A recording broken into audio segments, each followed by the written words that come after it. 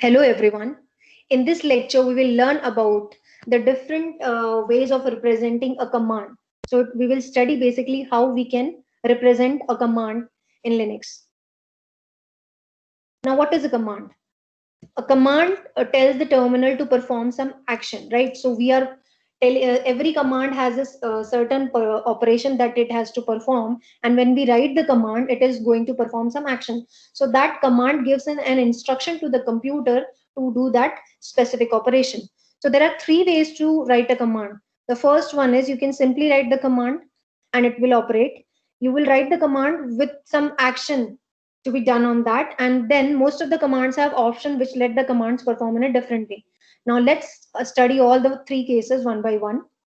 So now in the first case, a command can act alone. It means there is no need of parameters or options given to it. So generally, if we have to represent a command, then first we write the command name, and then with space we write the options, and then we write the parameters. So let's understand it better by this example. So in this first case, if I talk about the syntax, we simply write the command and it is going to give you the operation. Now see, here we don't have any parameter, so there is no parameter and there is no option given to this command. So let's understand the example of this particular case.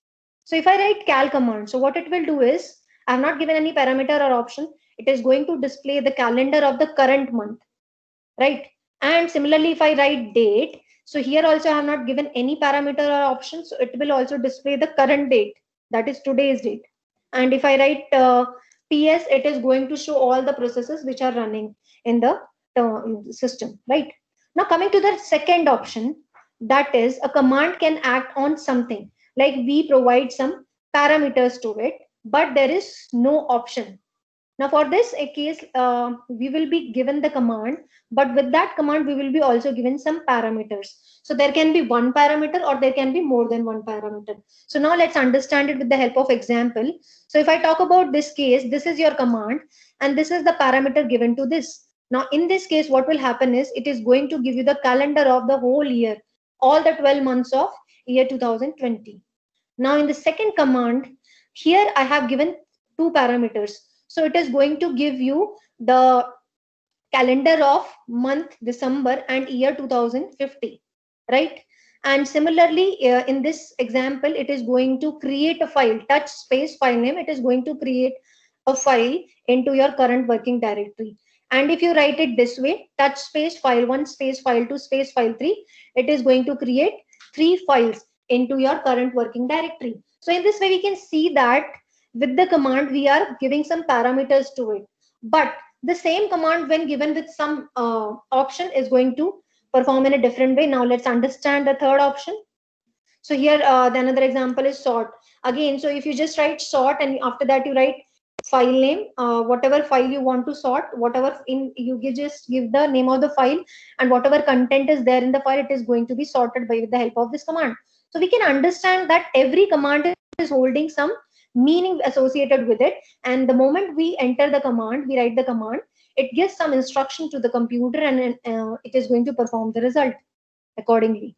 Now coming to the third option, here we are giving options. In the previous case, we understood that we are giving the parameter, but here in this case, we are just giving parameter as well as option. So you can see that here most of the commands have option which let the commands perform in a different way. Now let's understand it. So we are given the command, then we have options available with it. And when you are writing the options, you have to take care that it will be represented by this hyphen. So you first write the hyphen and then you write the option. Some people also call it as minus, or you can use any other way of representing it, but I usually prefer to say that it is a hyphen, right? So command space hyphen, and then you will be giving the option, and then again there will be so many parameters that we have understood in the previous slide as well. So I'm taking the example sort, and in the previous example we studied that I just gave the name of the command, that is sort, and the file name. So in that case it was sorting the content of the file in ascending order from A to Z. But in this case, if you specifically want to sort the content of a file in reverse order, in that case, as I have told you, first you are going to use this hyphen, and after that you are using the symbol R.